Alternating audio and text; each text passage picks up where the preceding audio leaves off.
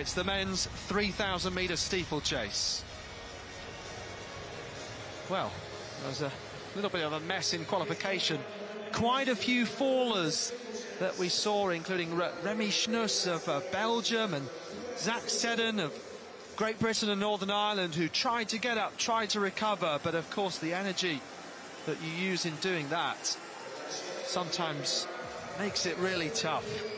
His teammate Mark Pierce is in this though. We also saw their two Czech athletes, the Andorran Nahuel Carabana, their first ever finalist in any discipline. Love to give a shout out to the smaller contingents.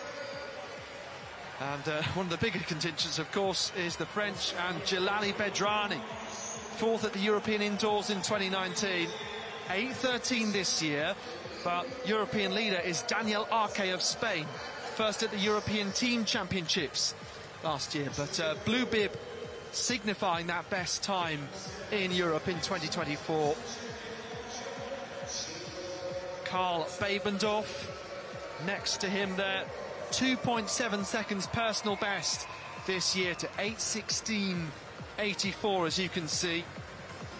Another Frenchman, Alexis Miellet, also a big improver, similar sort of time that he's run. Topi Raitanen, defending champion. That was a really astute tactical race. He's maybe not one of the fastest athletes in terms of speed, but brilliant hurdling techniques, particularly in the latter stage of the race. So that's why he has the gold bib, having won in Munich. This then is Osama Zoglami, perhaps the best of the Italians, 8:11 exactly at best. He ran 8:19 this year in Marrakesh, so a few seconds between him and some of the others, but hey, that may not matter one bit. All depends on what kind of race that we're going to see here over the next few moments.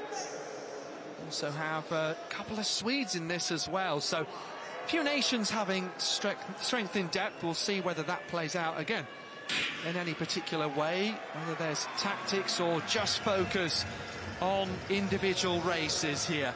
Well, it all depends, as I say, on what kind of race we're going to see, Phil Minshall. Well, it's looking as though at this stage it's going to be Raitanen, the defending champion, who's leading it out, and it's a fairly decent place for a championship steeplechase. 1.5 laps into this race. Two Italians then now at the front, Zoglami and Bui, we can see here. So we'll get an idea of the first kilometre split when they come through next time around. But suddenly then, bit of a move at the front there, and it is Zoglami. So 2:47 for the opening kilometre, but that was just for the leader Zoglami, who was 3 seconds ahead then of the pack, with Daru of France, Bedrani, his teammate there, Daniel Arce, the European leader. So fascinating tactic from our leader. Puts him on for around 8:21 pace, Phil. Yes, 8:21, very similar pace to what we saw back in 2022. But at the moment, most of the main protagonists are back and just watching to see what Zoglami can do. He may have just taken it on too quickly, too early. Bui, Arce are the men we should be watching. Raitanen, of course, had a very, very competent run in the heats as well. And he's stuttering there, stuttering badly. I'm just wondering whether he's pushed too hard too soon. Maybe he would have been better off just staying with the pace, but he doesn't have much of a sprint finish, whereas the likes of Bui, as we saw, Bedrani, Arce, and some of the other men just trailing off behind them definitely do have a fast finish. Well, it's interesting because he's a quality athlete of great pedigree, and sometimes you see someone trying to chance it, take their opportunity in a European final, but this is an experienced man compared to, you've got the likes of Miellet of France in the pack. This is his 5th ever steeplechase, not that much experience. Yassine Bui took to the event in 2021 for the first time. We can see there Raitanen, just as he was in the heat, struggling a little with this pace now. Not had the cleanest year so far, so may have a difficult time further back. Mark Pierce is there for Great Britain and Northern Ireland, coached by Luke Gunn, who's watching on as part of the British team staff here. But Zoglami, 3 laps to go for him. Yes, 3 laps to go, but the main pack behind them look as though they're closing. He had a 30-metre advantage going across the line just a moment ago, and now they're coming up to the 1 kilometre to go mark, coming up to the 2 kilometre point. It's on the far side of the arena, and it'll be a good test. Well, Arke grimacing, but Bedrani, though, looking very comfortable at this stage. Bowie starting to slip back. Bowie, for my money, he just looks extremely comfortable at the moment, and they are definitely closing on Zoglami, without a doubt. It's now down to about 15 metres. Zoglami, well, he cleared that hurdle very, very well, has to be said. Arke now speeding up going into that hurdle, but he's grimacing. He's looking as though he's going through the pain barrier. 2 laps to go. Zoglami's just pushed again. He's just put about another 5 metres between himself and the chasing pack. Moving up, it's one of the Germans. I think it's Bibendorf.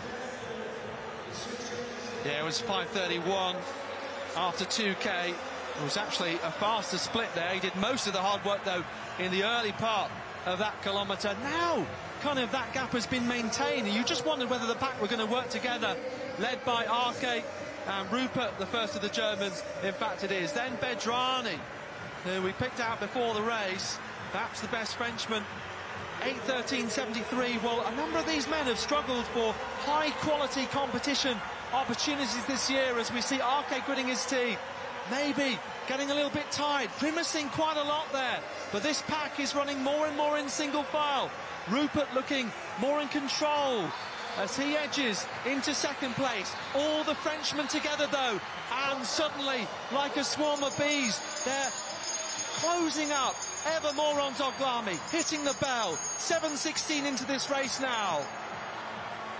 More momentum off the barrier. Rupert in the gold vest of Germany, running the long way round, but it's Arke right up onto the shoulder. Doesn't quite go past just yet. Zoglami still holding on, and now trying to fight for space, as we saw with Gemma Riki in the 1500 final, who was taken over by Kieran McGeehan in the latter stages. And suddenly Miellet, who has so little experience in this event, he's out front for France, who of course won so many consecutive titles in this event, with Makissi Benabad dominating this event for years at a European level. Oh, it's so often been France against Spain. Germany trying to fight their way through. Late arrivals to the party here, though, is Bebendorf. One more barrier to go. Miellet against Bedrani. Great sprint off the final barrier. A French one too. Miellet and Bedrani, with Bebendorf closing there. Well, he was nowhere to be seen, really, with 400 to go. But Alexis Miellet, the heat with his 4th steeplechase race ever. Extraordinary how he's come in and done that. 8:14.01 when we were on for 8:21 pace. Similar, as you said, what Reitinen did 2 years ago. He was well beaten, not at his best. But that was sensational from Alexis Miellet to reclaim the steeplechase title for France. Well, Alexis Miellet came into this with very, very good 1500-metre credentials. He's converted very quickly and very well to the steeplechase, and just looked the part, didn't he? Personal best for him, taking just under a second off his best. Bibendorf coming through very strongly, a personal best for him, and the other German, Rupert, in 4th place. Arke, perhaps pre-race favourite, as he was the European leader, run out of it in 5th place. And there, just look at it, Zoglami.